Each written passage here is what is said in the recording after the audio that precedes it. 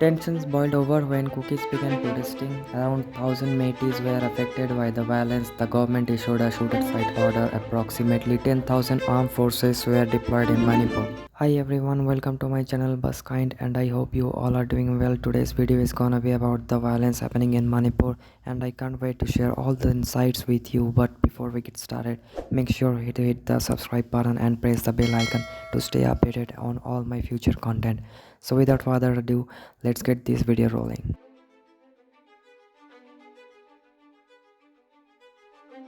The northeastern Indian state, characterized by its hilly terrain, is located to the east of Bangladesh and shares a border with Myanmar. It is home to an estimated 3.3 million people. More than half are Metis, while around 43% are Kukis and Nagas, the predominant minority tribes.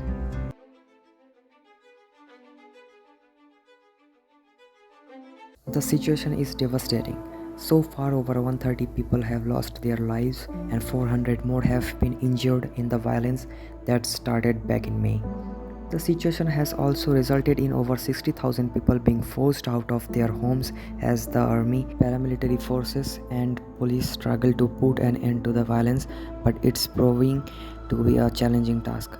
Police armories have been looted, hundreds of churches and more than a dozen temples ruined, and villages destroyed. Then the violence got horrifying on July 19th when a video went viral on the internet showing two Kuki women, one aged in her 40s and one in her 20s, being stripped, paraded naked on the streets, slapped and sexually assaulted by apparently Meitei men. What I will talk about today before the end of the video, but before telling you how all this did start, let's explore these communities of Manipur.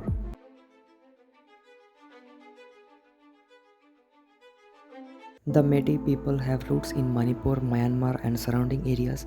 Interestingly, the majority of them practice Hinduism, although some follows the Sanamahi religion. On the other hand, the Kukis, who are predominantly Christians, have spread across the northeast of India. Many Kukis residing in Manipur can trace their roots back to Myanmar too. It's worth noting that Meiteis mostly reside in the Imphal Valley, while Kukis live in the surrounding hills and beyond. Meitei, Kuki and Naga militias have for decades fought one another over conflicting homeland demands and religious differences, and all sides have clashed with India's security forces. The latest flare-up, however, it's almost entirely between the Meitei and Kuki. And all these incidents I am mentioning and going to explain have been taken from the sources I have put in the video description. You should check that after watching the video.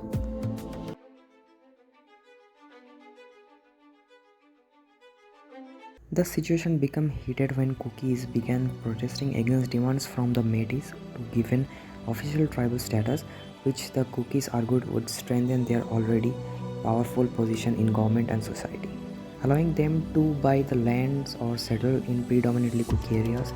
But there are several underlying reasons. The Kukis say a war on drugs waged by the Meitei-led government is a screen to uproot their communities. Illegal migrations from Myanmar has heightened tensions. There is a pressure on land use from a growing population, and unemployment has pushed youth towards the various militias.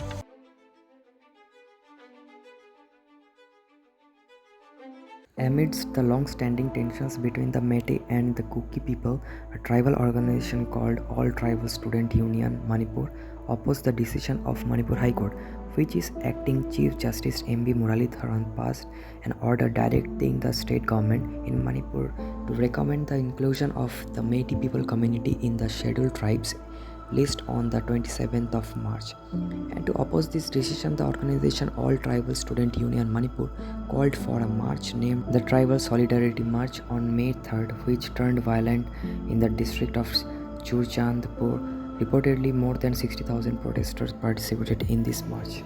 During the violence on May 3rd, residences and churches of the mostly Kuki tribal population were attacked in the non-tribal areas. According to the police, many houses of the tribal population in Imphal were attacked and 500 occupants were displaced and had to take shelter in Lamvelpat.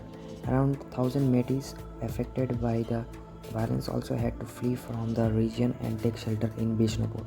20 houses were burned in the city of Kangpo. Violence was observed in Churchandpur, Kakching, Kanchipur, Soibam, Lekai, Dangnopal, Langol, Kangpokpi and More, while mostly being concentrated in the Imphal Valley, during which several houses, temples and other properties were burnt and destroyed.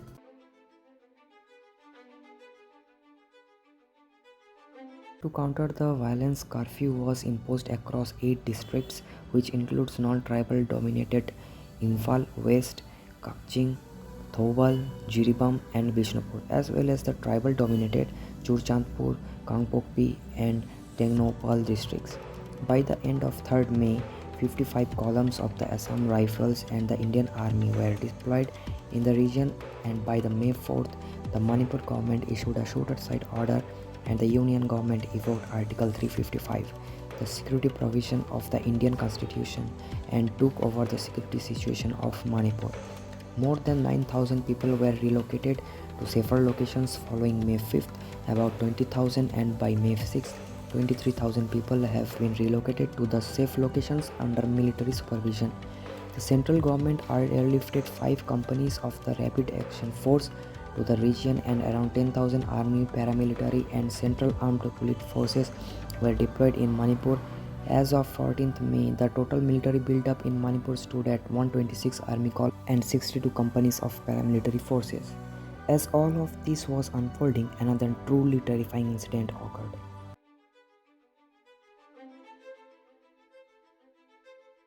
According to the source whose links I have mentioned in the description below, the women were forcibly taken away from the police station when they were fleeing the violence-hit areas by a mob. The younger victim was gang raped, and one of the victim's father and teenage brother were killed by the mob while trying to protect the victim. Despite the complaint being lodged, no action was taken by the police for more than 2 months until the video emerged. The Kuki community has accused the police of siding with the Meitei community. The video emerged after more than 2 months since the incident took place, as internet was shut down in Manipur.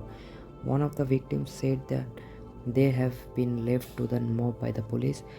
On July 20th, the Manipur Chief Minister Biren Singh defended his decision of internet ban in the state, citing hundreds of similar incidents happened. The Supreme Court responded within hours after the circulation of the video, warning that the court will intervene if the government doesn't act. The incident prompted Prime Minister Modi to speak, who was silent for around 80 days since the violence started, said his heart is full of pain and anger after the video went viral. It was pointed out by many that the internet shutdown in the state facilitated the cover-up of the incident.